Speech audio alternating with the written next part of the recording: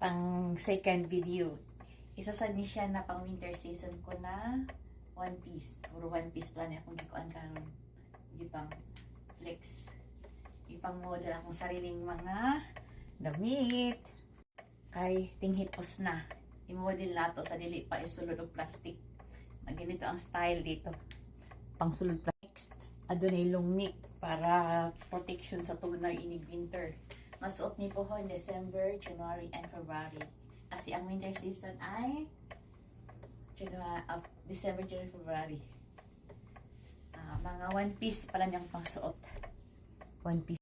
Next, mayroong turtleneck para protection sa tugnaw. So, masuot ni pohon sa inig winter season pa. December, January, and February. So, money siya. Tang! Tang!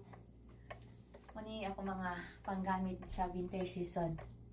Itago mga gamit sa winter season, mga makapal talaga. Ngayon dito ang init sa katawan. Hindi na siya pwede karon kay medyo padulong na sa summer. Next month mag-summer na. Pang winter na ako ni. Next, ni pang 5. Ayan, pang winter season, winter dress. Mga one piece kong winter dress. Nagamit to sa December, January, and February. Pohon, Ginoo.